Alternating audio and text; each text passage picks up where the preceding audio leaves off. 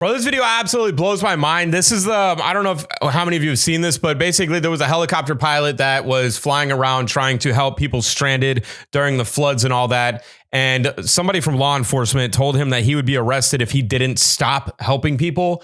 And so he basically picked up this dude's, this elderly couple. He picked up one of them and left the other one at the spot, was going to come back, pick up the other one and bring them back to safety. And when he landed the first time, the police said, "We will arrest you if you come back here." So he wasn't able to help anymore, which is just mind blowing, bro, how stupid people can be. So let's go ahead and check this out. This is the second part of the story. Rescue attempt of a Lake Lure couple stranded on a cliff. We now know what happened to the husband. He was left behind after the volunteer chopper pilot who saved his wife was forced to end that rescue effort under the threat of arrest by a Lake Lure fire official. Here's Queen City News Chief Investigator Jody Barr. I was able to look him up a few minutes after I left. And who is this? His title online is the Assistant Chief of Lake Lure Fire and Rescue. This is the man volunteer helicopter pilot Jordan Sidum said threatened to arrest him if he oh my gosh, they put him out there to rescue. Which is crazy because you know what? Like, my brother's a firefighter. My dad was a firefighter. I come from a family of firefighters. And dude, 99% of the time, firefighters are not a problem. But this time, this is crazy, bro. This is crazy. That mustache says it all. To arrest him if he made one more trip up a Lake Lure mountain to rescue another person. Just minutes before, a couple waved Sidum down as he passed overhead. Mike and Susan Coffey were stranded on a cliff after the storm washed away their home in the land it sat on. We could see the water starting to get much more violent, right? And we could see trees start to go down and the water levels start to rise, but we kind of thought we were safe because we were so high up. And then we started to hear a lot of noises. Rumbling. Just rumbling. It wasn't thunder. What's this weird rumbling? Yeah. Oh my gosh. It was the foundation. Rocks, so it got a little bit frightening at that point. We actually sat there and then we watched our house go. The cliff just dropped. Oh my gosh. That whole side of the road, the cliff just dropped off, right? All of the trees and the dirt and everything else just started collapsing. For the next 2.5 days, oh my gosh, dude, that's so sad. In their car, surviving on 2 bottles of water and 2 bags of chips. Friday night, I mean, we had the water, we had the potato chips. We're also dehydrating. Like, well, that was a great pick, you know. But so by the next morning, we were starting to get worried again of what we would have. And what are they supposed to do? Like, what was the fire chief saying? Like, no, you just have to let them stay there and die. Like, that's insane. If you have the opportunity to save somebody, why would you not save somebody? It doesn't matter if it messes with this operation or that operation. You're not going to kill, like, a bunch of people aren't going to die just by you helping 2 people, right? So it's not like they're infected or something like that. To be able to drink. We started to see helicopters go over. So every time we heard a copter, we'd just run out and start waving. There was a big pile of rocks at the house next door. Oh my gosh, just stranded, bro. Cul-de-sac with the rocks. And just staying in the moment to stay positive and not worry too much. And then we saw this small black helicopter fly and we were waving at it and it stopped. And it actually stopped. Well, yeah, it circled over us. When you saw that helicopter make a U-turn and start coming toward you, what was going through your mind at that moment? Thank God. Thank God. Wow. Somebody saw us. Somebody was trying to help somewhere. So that was the first time somebody actually stopped and acknowledged that we were there. And so Mike says, of course, for me to go first, he'll stay there with the cat. And then Jordan says, I'll come back and get you. Sidum left his son with Mike Coffey and flew Susan to what Sidum described as a command post 3 minutes away near Lake Lure. So we land and I get out of the helicopter and I go towards them. And so then Jordan is able to come out and they're just standing there looking very mad and very annoyed. And so who are you? You know, I didn't realize he had just taken it upon himself, followed his heart to come help rescue people. And this communication is so down, it's hard to know who to let know that he has this free airspace that he can go do this. So he was telling them who he was and what he was doing. And they just were just not happy. They weren't happy about it. And he said, this is our how do you work? Like, this is our mission. This is our operation. We can't just have you flying in and out. And so he was trying to tell them, Jordan was telling them, well, I can't just leave her husband there. I don't want to separate a family. So if you just let me go back and get her husband, and then I'll bring him here, and then I'll take my son, and we'll go. One of the Michigan firemen, Sidum, says he spoke to and who gave him radio frequencies to help coordinate with them, told him to do whatever he had to. Susan Yeah, Coffey, that would make the most sense. Do whatever you have to, like save lives, bro. Like you're out there using your own money, your own resources. Save lives, bro. Why is that not the first? Why, like, this is our operation. Listen, we want people to die. What? Like, that doesn't even make sense when you say it. When you try to add it up, what? A professional, if a professional is watching this, maybe you're a assistant chief, maybe you're a chief. Maybe I'll ask my brother to jump on this for an additional video and ask his thoughts on, like, what would cause them to say you can't drop people off here? Like, what? I don't get it. I don't get it, bro. And you know, it's other thing is the government moves so freaking slow that their operations, their coordination to try to do this and that is not, bro. It's so freaking slow. So many people will die, and then they'll give a report at the end. There's 4,000 people that died, and we're so sorry about this. It's like, no, like there's just a bunch of like morons that don't know how to get anything going. They don't know how to actually work anything. So any hand helps, bro. He witnessed that conversation. Pretty much told him, in a way, break the rule, just go get her, go get the husband so that they can be reunited. So that's why I thought that it was okay that he was going to be able to go get him. I didn't know that then he was threatened with arrest. He was told just to leave. And so I thought he was going to go get my husband. And he informed me when he got there. And when I got to the door, he said, I am so sorry, but I'm told if I bring you back that I'm going to be arrested and I can't take you back with me. And in fact, I was told I couldn't come get my co-pilot, my son. I just told him I'm not going to leave my son here. He said, Bro, I'm so sorry. I don't know what to tell you, but I need to take my son and we're going to leave. And they've told me they're aware of where you are and you will be rescued. He takes off. I had no idea where my wife was. Oh my gosh, I'd be in panic. What was going on? Like, how did this make sense? And when, if ever, I was going to be reunited with her, or how long it would take for some other rescue crew to get back to me. So that was the most stressful part of the whole experience. I can watch my house go. I can watch our neighbors' houses go.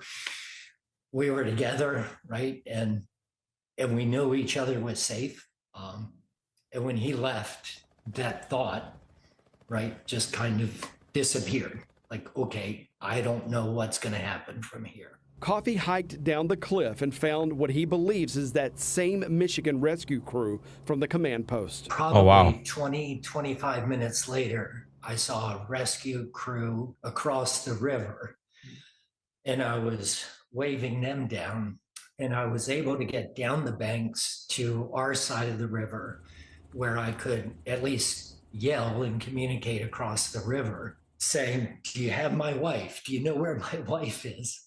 And they were giving me the thumbs up. They used ropes to drag him across the raging debris-filled. They used ropes to drag him through a river, bro, when they could have just literally had a helicopter. The dude could have just brought him back. Everything would have been good. River to safety. And the very first thing he said to me was, are you okay? Are you Mike Coffey? We've got your wife, so she's safe. So at that point, I could relax, knowing that she was safe. Those guys also, they came down from Michigan. They don't know us from anybody. They were willing to put their lives on the line. They're also heroes in the story. Was there a point in time when either of you thought maybe and when he says they put their lives at risk, they absolutely did. And it's that fire chief's fault, or assistant chief, whatever, that they were out there putting their life at risk for this dude that could have been saved by a helicopter pilot. So it's like, we didn't just risk one life. We risked tons of lives with this thing. And this dude's probably going to put this on a report. Combined 57 lives saved during the hurricane of this, during this flood. Operations of 30 people instructed and led the operation fearlessly for 7 coordinated days, blah, blah, blah. When in reality, it's like, bro, like they could have the dude, like, why didn't they just accept help? Makes no sense. Of course. I certainly did. Yeah. He didn't know who took me, and at that point, I mean, honestly, this guy shows up in a helicopter. He takes your. Who showed up. All right, here we go. In the days after the storm, the communication lines were down at Town Hall. No phone, internet, or cell signal either. We sent messages to Assistant Chief Chris Melton, the man Jordan Sidham said ran him and any other pilot who showed up out of town under threat of arrest. But Melton never responded. Thursday morning, instead of making Assistant Chief Melton available, the town offered its town manager for an interview. So the personal Here we go. aircraft that landed was not only unauthorized, but also they provided no notification that they were coming, and that did. Yeah, neither did the whole flood and landslide. What are you talking about? Of course there's no bro, people are, there's the land. What did they just say? That everything was down. Communication lines are down. What are you talking about? What do you mean there was no notification? There was no freaking notification that this freaking, your whole house is going to disappear and there's people dying. It posed a potential risk to ongoing operations with search and rescue. And then, also just wasn't safe for them to be there as regular citizens, especially since we didn't know, who they were or what they were doing there. She can't even spit her own. She can't even spit this tomfoolery out of her mouth, bro. She can't even get it out. It's like eating beans from Bamboozled, bro. It's just, it doesn't taste good in her own mouth. In the days after the storm, through that Sunday morning, there was no restricted airspace in Lake Lure. The FAA did impose a temporary flight restriction after this encounter between Mr. Sidham and the Assistant Fire Chief Melton. So you all still contend today that no one should have been in that area trying to save these people who had been stranded for 2 days, headed into. What is she going to say? Day 2, next to day 3. Correct. If anything, they should have at least notified Incident Command, who would have authorized them or not authorized them to. Shut up, dude. Listen, you know what? Anybody, look at this room that we're in here, bro.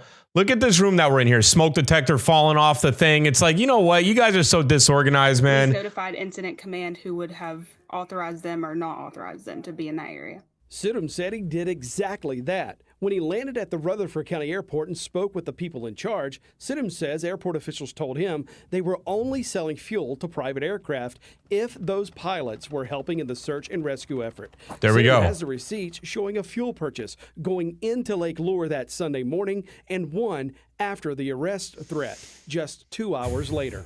And I'm unaware of that. Yep. Yep. I'm unaware of that. Yep. And 24 hours later, private pilots were being asked to return to that area to do what Mr. Sidham was doing. Oh my gosh. Hold on. Yo, speak of the man, the myth, the legend, bro. Hold on, bro. Did they say they weren't able to get him on the, hold on, we're going back. Yeah. Internet or cell signal either.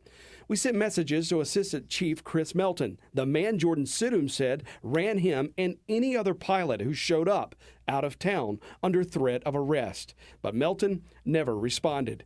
Thursday morning, instead of making Assistant Chief Melton available, the town offered its town manager for an interview. So they said, oh, he's not available, right?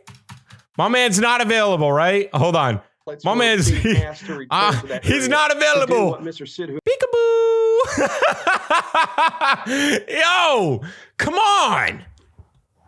What are we doing? At that time. Oh, he's like, let me close this door. Do you see how that the public may look at that and go, well, that's a little perplexing that, just before he was severely endangering rescue efforts. And then, less than a day later, they're being begged to come back and help. Well, I can only imagine that they went through the correct chain of command to be authorized to come here.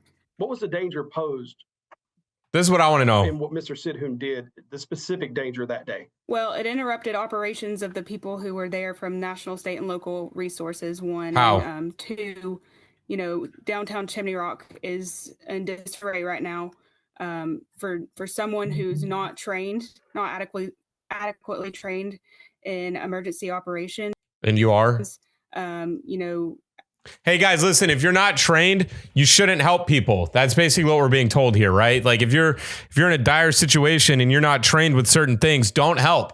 I'm not trained to do that. Why would I do that? Why would I go help people? Why would I go help people that are stranded? I'm not trained. It's like, what? Especially at that time, they should not have been in that location.